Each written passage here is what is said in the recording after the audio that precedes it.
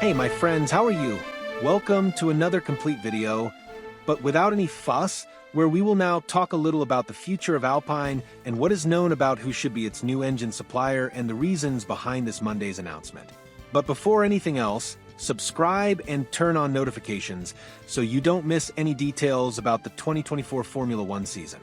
And if you like direct videos like this one, leave a like to support our work. Well, the French team Alpine has made several radical changes in recent times aiming to correct some flaws, both in the way things happen internally and also in the performance of its car, firing a lot of people and bringing some names back. The most controversial of these was Flavio Briatore, who was once banned from Formula One, but is back in a super consultant role, having approved several decisions made in recent times, and since he arrived, one of the main changes suggested was that Alpine stop manufacturing its own engines through its owner, Renault. The reason given for this decision is that Briatore believes that for the team to get back on its feet and achieve better results, they cannot continue to suffer with weak engines as has been happening now, being divided between the creation of the engine and the development of the car itself. Therefore, the idea of taking this issue off the list was suggested so that the team could buy engines from another manufacturer on the grid, stronger, more reliable engines, and only need to focus its energies on building a good car from now on, thinking mainly about the change in regulations for 2026. This decision generated a lot of controversy as the employees at the Renault factory revolted,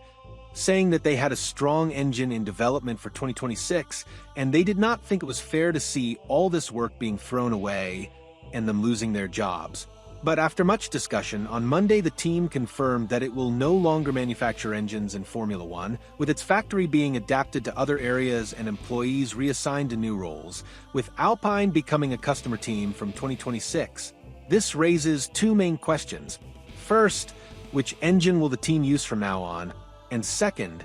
what else could be involved in this decision besides the car's performance on the track? Well, starting with who will supply the team's engine, information that has been circulating for some time indicates that Briatore himself tried to contact several engine manufacturers, with the main interest being Red Bull, but the talks did not progress, well, since the energy drink team does not intend to supply engines to any other client for the time being besides its two teams. So,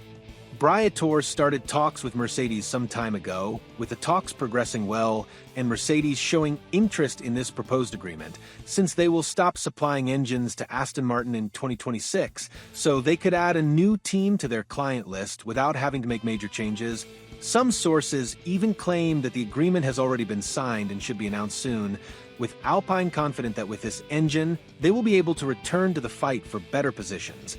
which is the brand's priority, much more than manufacturing its own engines. But then, the second question arises,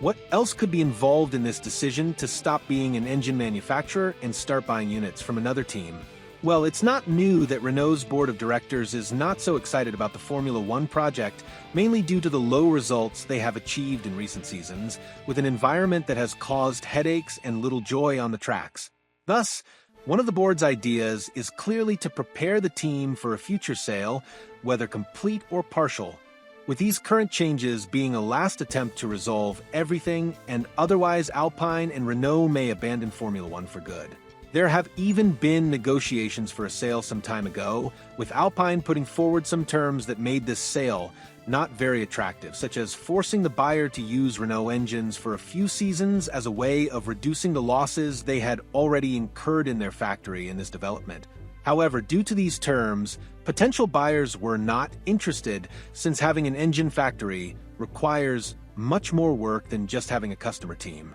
Therefore, this change could also be a preparation for the team, doing everything to make it more commercially attractive with a simpler structure, an engine supply agreement with one of the major manufacturers on the current grid, and the freedom to make any decision that the buyers deem necessary without being tied to a factory full of employees and with a high cost to maintain. They say that this was one of the demands of the American Andretti, which has been trying to enter F1 for some time and even negotiated the purchase of Alpine,